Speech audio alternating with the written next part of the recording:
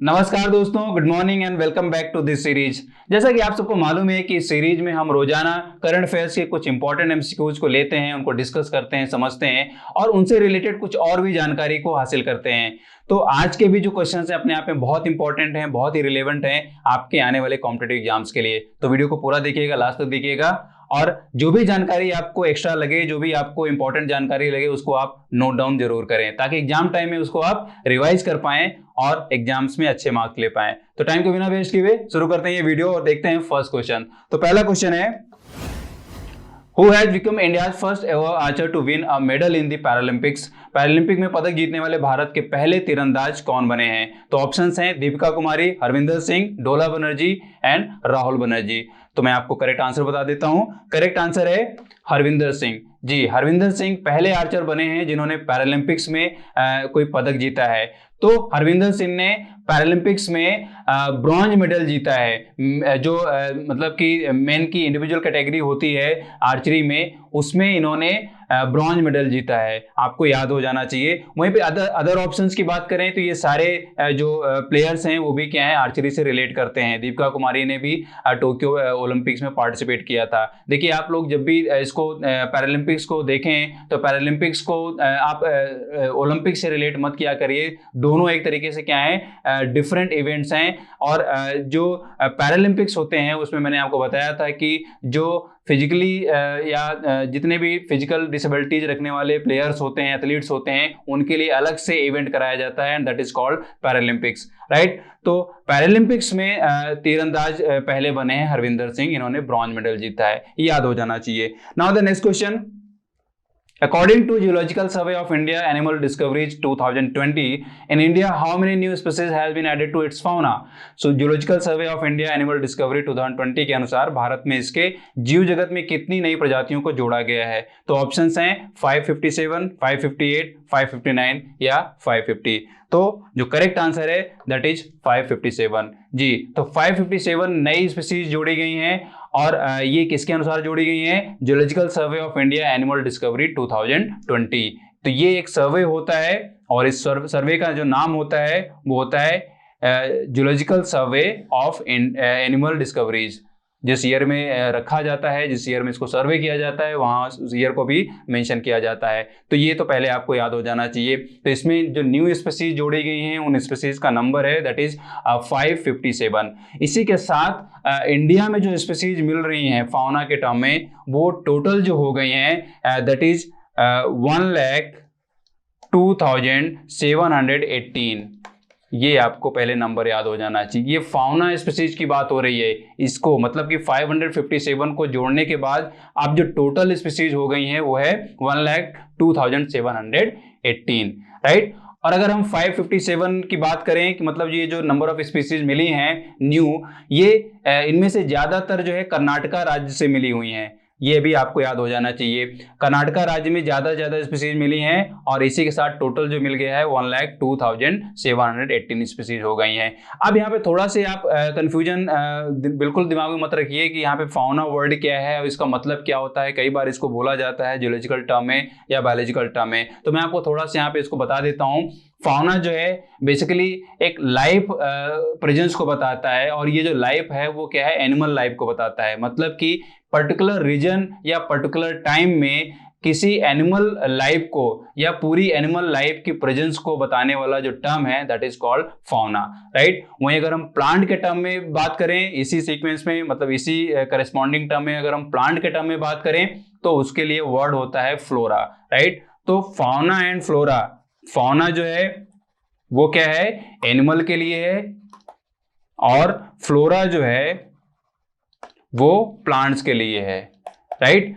तो ये आपको दोनों वर्ड्स, दोनों टर्म्स जो हैं अच्छे से समझ में आने चाहिए। फाउना एनिमल्स के लिए, फ्लोरा जो है वो प्लांट्स के लिए है, राइट। और यहाँ पे एक वर्ड मैंने बोला कि पर्टिकुलर रीजन या पर्टिकुलर टाइम में, तो टाइम को भी ये आपको दिमाग में रखना है। पर्टिकुलर टाइम में भी जब किसी एनिमल की उत्पत्ति होती है या उसकी प्रेजेंस देखी जाती है तो भी उसे फाउना में काउंट किया जाता है, राइट। तो ये कुछ टर्म्स है। यहाँ पे एक और अगर हम एनिमल की ही बात करें तो एक और वर्ड आ जाता है जिसको हम फंजाई बोलते हैं, राइट। तो फंजाई जब आप जोड़ते हैं तो फंजाई और फ्लोरा फाउना का जब आप कलेक्टिवली इसको बोलते हैं तो उसके लिए एक अलग से वर्ड आता है, उसको हम बोलते हैं बायोटा, राइट। तो जो बायोलॉजिस्ट हैं वो यूज करते हैं बायोटा वर्ड, किसको, अगर हम यहाँ पे फंजाई वर्ड यूज कर देते हैं, राइट। तो इनको मिलाकर एक नया वर्ड बनता है, एक नया टर्म बनता है जिसको हम बायोटा बोलते हैं। तो अपने आप में ये भी इंपॉर्टेंट है, जरूर इसको आप याद कर लें स्टैटिक के टर्म में। Now the next question, Which space agency has begun flight testing electric vertical takeoff and landing eVTOL aircraft for air taxi services? किस अंतरिक्ष एजेंसी ने हवाई टैक्सी सेवाओं के लिए इलेक्ट्रिक वर्टिकल टेक ऑफ और लैंडिंग, जिसको हम शॉर्ट में eVTOL बोलते हैं, विमान का उड़ान परीक्षण शुरू किया है? तो यहाँ पे ऑप्शंस हैं NASA, ISRO, European space agency या इटालियन स्पेस एजेंसी। तो जो करेक्ट आंसर है दैट इज नासा। तो नासा स्पेस एजेंसी ने इस परीक्षण को शुरू किया, इस उड़ान परीक्षण को शुरू किया है, और इस परीक्षण का जो मकसद है वो एयर टैक्सी सर्विसेज में सुधार करने के लिए रखा गया है, राइट। तो इसमें जो टेस्टिंग की जानी है basically electric vertical take off and landing aircraft की टेस्टिंग की जानी है, जिसको हम शॉर्ट में बोलते हैं eVTOL। ये एब्रिविएशन भी आपको याद हो जाना चाहिए, और इसका जो फुल फॉर्म है वो क्या है, electric vertical take off and landing. अब आई थिंक इसमें आपको ज़्यादा इसको एक्सप्लेन करने की जरूरत नहीं पड़ेगी, आप चूंकि यहाँ पे नाम से ही समझ गए होंगे कि ऐसे एयरक्राफ्ट की बात हो रही है जिसमें उसकी लैंडिंग और टेक ऑफ जो है वो वर्टिकल करने की बात की जा रही है। मतलब कि जो भी एयरक्राफ्ट टैक्सी सर्विसेज में यूज होगा उसकी लैंडिंग और टेक ऑफ जो है वो वर्टिकल डायरेक्शन में होगी, राइट। तो डेफिनेटली यहाँ पे जब इलेक्ट्रिक वर्ड आ रहा है तो इसमें जो मोटर्स यूज होंगी वो इलेक्ट्रिक मोटर्स का यूज होना है। तो अपने आप में बहुत इंपॉर्टेंट है, इसको आप जरूर याद कर लें। नासा ने ये पहल की है, आगे इसके किस तरीके से मतलब एडवांटेज मिलेंगे या एयर टैक्सी सर्विसेज में किस तरीके का इनोवेशन देखने को मिलेगा, अपने आप में बहुत ही दिलचस्प होगा, राइट। नाउ देखते हैं next question. In the same event at the Tokyo Paralympics, Pramod Bhagat and Manoj Sakha have won gold and bronze medals respectively for India. In which event they won these medals? Tokyo Paralympic की एक ही स्पर्धा में भारत के लिए प्रमोद भगत और मनोज सका ने क्रमशः स्वर्ण और कांस्य पदक जीते हैं। किस स्पर्धा में उन्हें ये पदक जीते हैं, राइट। तो यहाँ पे ऑप्शंस हैं टेनिस, आर्चरी, बैडमिंटन, शूटिंग। तो जो करेक्ट आंसर है दैट इज बैडमिंटन। तो बैडमिंटन में इन्होंने ये मेडल्स जीते हैं, राइट। स्वर्ण पदक मिला है और कांस्य पदक मिला है। स्वर्ण पदक जो लिया है वो किसने लिया है, प्रमोद भगत, और मनोज सरकार ने ब्रॉन्ज मेडल्स, राइट। अपने आप में याद हो जाना चाहिए, बहुत इंपॉर्टेंट है। जितने भी मैं बार बार इस चीज़ को बोल रहा हूँ, पैरालंपिक्स में मेडल्स मिल रहे हैं और इस बार तो बहुत ही अच्छा परफॉर्मेंस देखने को मिल रहा है। खासतौर पे अगर आप लास्ट के इवेंट से देखें, मतलब कि लास्ट का जो इवेंट था ओलंपिक के पैरालंपिक के टर्म में 2016 का था, रियो ओलंपिक या रियो पैरालंपिक, तो वहाँ के कंपैरिजन अगर वहाँ से आप कंपेयर करेंगे तो लगभग 5 गुना हम मेडल्स इस बार ले पाए हैं अब तक। तो अपने आप में ये बहुत इंपॉर्टेंट है, जरूर नोट डाउन करते रहिए किस इवेंट में, किस कैटेगरी में किसको मेडल मिला हुआ है। खासतौर पे पैरालंपिक में आप जब याद करें तो यहाँ पे बहुत सारे जो कैटेगरी हैं उसको यहाँ पे डिफाइन किया जाता है, जैसे नाम दिया जाता है T47, राइट, यहाँ पे SL3, इस तरीके के टर्म्स यूज किए जाते हैं इवेंट के साथ। तो यहाँ सीधा सा मतलब यहाँ पे यही होता है कि पैरालंपिक्स में जब आप इस कैटेगरी को देखते हैं तो इसका सीधा सा मतलब ये होता है कि उस इवेंट में फिजिकल डिसेबिलिटी के हिसाब से इस क्लासिफिकेशन को रखा जाता है, राइट। क्योंकि पैरालंपिक्स जो होता है वो उन्हीं एथलीट्स या प्लेयर्स के लिए होता है जो कहीं ना कहीं फिजिकल डिसेबिलिटी रखते हैं, राइट। तो उनकी फिजिकल डिसेबिलिटी को क्लासिफाई करने के लिए यहाँ पे इस क्लासिफिकेशन को रखा जाता है। तो इसमें आप कंफ्यूज मत हुआ करिए, राइट। प्राइमरी जो इवेंट रहता है वो इसी तरीके का नाम रहता है, आर्चरी, शूटिंग, बैडमिंटन, टेनिस, लेकिन उसमें जब ये जोड़ दिया जाता है T47, SL3, T42, इस तरह के जो क्लासिफिकेशन है, तो उसका सीधा सा मतलब ये होता है कि उस प्लेयर या उस एथलीट की फिजिकल डिसेबिलिटी को क्लासिफाई किया गया है और उस क्लासिफिकेशन के अंडर में उसका इवेंट काउंट किया जाता है और उसी में उस मेडल को काउंट किया जाता है। तो आपको कंफ्यूजन नहीं होना चाहिए, राइट। तो नाउ देखते हैं next question. Which state has launched 2 ambitious schemes, आत्मनिर्भर कृषि योजना एंड आत्मनिर्भर बागवानी योजना? तो किस राज्य ने दो महत्वाकांक्षी योजनाएं, आत्मनिर्भर कृषि योजना और आत्मनिर्भर बागवानी योजना शुरू की हैं? तो यहाँ पे ऑप्शंस हैं असम, अरुणाचल प्रदेश, सिक्किम या उत्तर प्रदेश। तो जो करेक्ट आंसर है दैट इज अरुणाचल प्रदेश। तो अरुणाचल प्रदेश के सीएम ने यहाँ पे इस स्कीम को लॉन्च किया है और इसकी घोषणा की है। ये जो स्कीम्स हैं वो आत्मनिर्भर कृषि योजना है और एक है आत्मनिर्भर बागवानी योजना। तो आत्मनिर्भर कृषि योजना जो है वो कृषि को लेकर है, मतलब उसमें जो खड़ी फसलें हैं या जो नगदी फसलें हैं जिसमें हम काउंट कर सकते हैं सब्जियों को या अदर फसलें, तो उनको रखा जाना है। और आत्मनिर्भर बागवानी योजना में हॉर्टिकल्चर को काउंट किया जाना है, मतलब कि फलों के उत्पादन के लिए या बागवानी करने के लिए।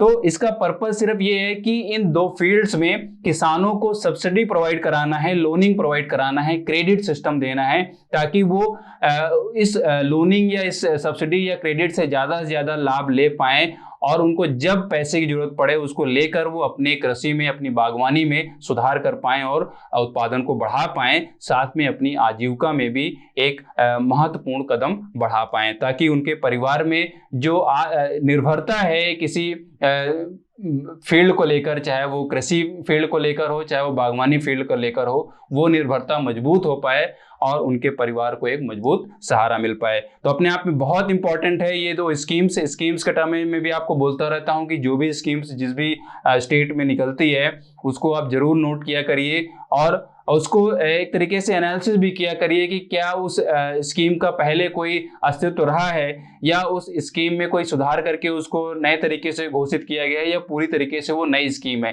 ये सारे के सारे जो फैक्टर्स हैं, डायमेंशंस हैं, उनको आप जरूर नोट किया करिए।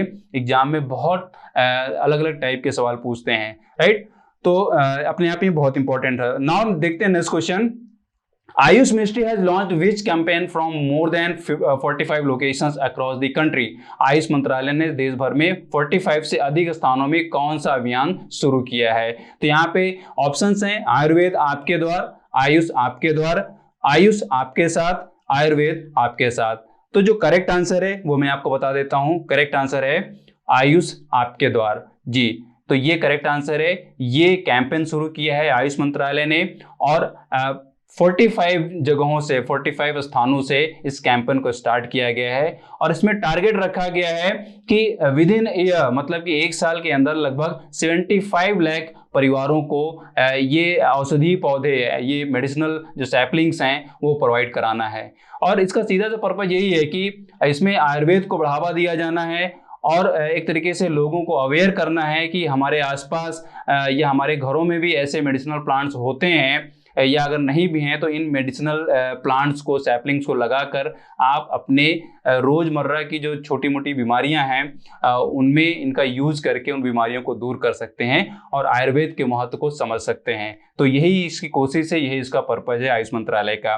तो अपने आप में बहुत इंपॉर्टेंट है आयुष मंत्रालय, अपने आप में बहुत इंपॉर्टेंट है, अपने आप में ये नई मिनिस्ट्री है। इसको भी जितना आप ढंग से पढ़ पाएँ उतना बहुत ही बेटर होगा, क्योंकि मिनिस्ट्री जितनी भी नई बनी है वो या तो अपने एक पर्टिकुलर टारगेट के साथ अस्तित्व में आई हैं या एक तरीके से उसमें जो भी इनोवेशंस आए हैं उन इनोवेशंस को अच्छे तरीके से इम्प्लीमेंट करने के लिए वो बनी हैं।